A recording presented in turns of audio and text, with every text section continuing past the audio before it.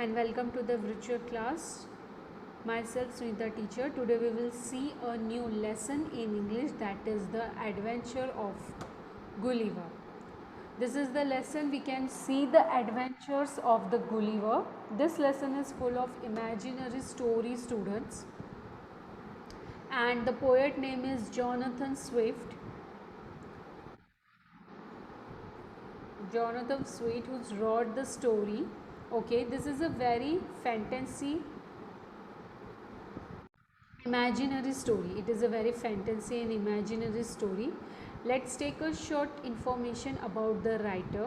Jonathan Swift was an Anglo-British, okay, and he had written many he had written so many poetry stories, and one of the famous story which we have today, that is the adventure of Gulliver. It is a very unique imaginary and fantasy stories. So Jonathan Swift is born on 13th November 1667 and died 1745. In between, he achieved lots of achievements while writing a unique and beautiful stories. Let we see that a beautiful story, one of the very imaginary and beautiful story, that is the adventure of the Gulliver. Now,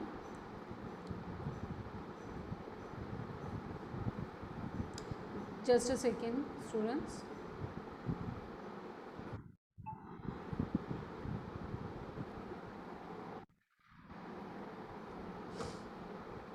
Now, the Gulliver, this is the story which tells us the worked as a person who worked as a surgeon on ship. As such, he made several voyages. Voyages, that means he traveled on the ships. In May 1699, he sailed on the ship, okay, the Antelope, on the return journey in November. In November, he returned, but at that time he faced a violent storm, sank his ship. A violent storm, that means very difficult, a very dangerous storm he faces at that time. को mix करके हमें एक sheet मिला है, तो ये है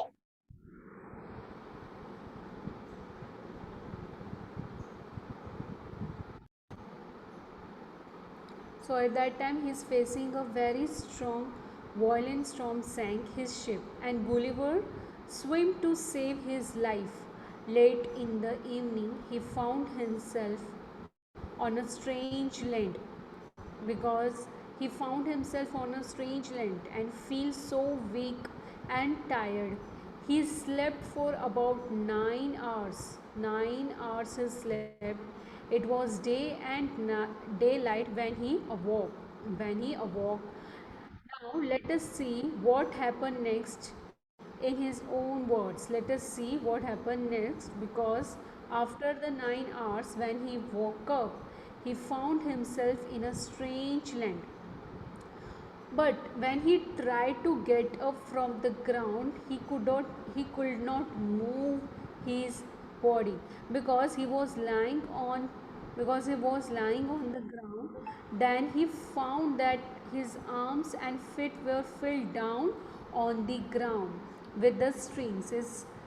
Is make a knots with the help of the string, and it is attached on the ground, and his hair, which was long, was held down in the same way, which was held on the same way, as you can see in this picture, students. Now, thousand of the string has been passed across by the body. Thousand of the strings are there, so that I could not move any part of my body. That the Gulliver is saying, I am not able to move, but could only lie there on my back, looking up at the sky. He feels that somebody is lying on his body parts. Somewhere, some are walking on legs, some are walking on the hand. In a little time, the Gulliver felt that something alive, a moving on his foot. Then it come over my body and up to my face, and turning my eyes down as much as I could. So at that time, when slowly the Gulliver opened his eyes, he found a small, not a half a foot high, a person is there, a very small sizing person. Okay, and he dressed up like a soldier. And there were not only a one, around 40 more soldiers are there. Okay, and what they are trying to catch the Gulliver. They're trying to tie up the Gulliver with the help of the strings. I that Gulliver was much surprised while seeing that the small people around him. So he cried with very loudly. He shout very loudly. Then they all run back. They are run with the fear. They run here and there. Some of them were hurt by in jumping down from my sides on the ground. Now the Gulliver tried to pull free because he was tied up with the string, so he wanted to be free himself. After pulling very hard, he got up arms up from the ground. He tried to pick up his arm from the ground and rest his head. As you can see, the head is attached on the ground with the help of Neil. So he gave him a great pain, for many of the hairs were pulled it out. He put out his hand by catch some of the little men, but they run away. He tried to catch the little man, but they are run away. Before I could close my hand on them, I heard a noise. So he heard some kind of noise, that thousand of needles on his back. He feels like I found they were shooting arrows. They are shooting arrows at him. I was afraid for my eyes. I would put my hand over my eyes because they are very little and small person. So obviously when they use the arrow and bow, they also are small in size. So whenever they attack with the help of the arrow, the Gulliver felt look like a small needles. Okay, it's a small needles, like a pinch of the needles. He's just afraid about his eyes, because if the needles goes to the eyes, so it is very dangerous. So he cover his eyes with the help of hand. He thought that the he thought this is a very wastage things. This is a very unique things to do was to lie quite till night. So he sit quietly till the night. I thought that then, my hand being free, he could quickly set free the rest of my body. Then after he leave all the strings, all the needles, all the arrows, and he felt himself free. Soon a platform was raised. An important looking man gave a long speech, and there is a one person who looks so important and gave his a speech. But the Gulliver not able to listen him properly, because the Gulliver is so big in size and they are very small. So he not able to listen the voice clearly. So with the help of his expression and gestures, the Gulliver guessed that he was trying to tell him that they will not harm to the Gulliver. They will not again attack towards the Gulliver. If I did as they told, if the Gulliver did, then only they will attack, otherwise they will not. So while understanding this thing, the Gulliver also tell them with the help of the facial expression or gesture that I will remain quiet, I will not do anything. Okay, and he explained one more thing, that I was very hungry, I need some food. So then after what happened, that they try to give the food to the Gulliver. So how they supposed to give, because the Gulliver was so small. So at once 100 men, they climbed on the body. They climbed on the body of Gulliver, and they carrying the food a bread, a big loaf of bread, okay, and they put on the mouth of Gulliver. And the Gulliver ate two or three loaves at a time. Loaves, that means everyone understood, not a slice of the bread. They eat the whole lump sum loaves of the bread, okay. And they carries of surprise rose. These peoples, these peoples where this place it's a Lilliputians. It is called a Lilliputians because they are very little small, na? So that why it is called Lilliputians. That he should eat so quickly and so much, no longer afraid of me. So that these Lilliputians are now, they are no afraid with the Gulliver. They dance on his body, they run, they throw, they jump here and there. There are at least 40 of them with his hands, okay. They are stand on his hand, at least 40 Lilliputians are there, okay. And his promise was remain quiet, so he is always quiet at that moment. Now the Gulliver was very surprised at their bravery.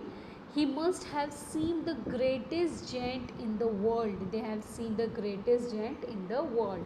Now later the Gulliver taken to the city, okay, where the king is lived. A great card was made by the joining many cards, as you can see in this picture, students. So there are the small cards where the Gulliver cannot fit. So what they have done, they have joined so many cards together and make a long cards. 900 men worked for 3 hours to put me onto that card, which was drawn by 1500 of the king's finest horses. There are the 1500 king's horses are there who try to pull that cart.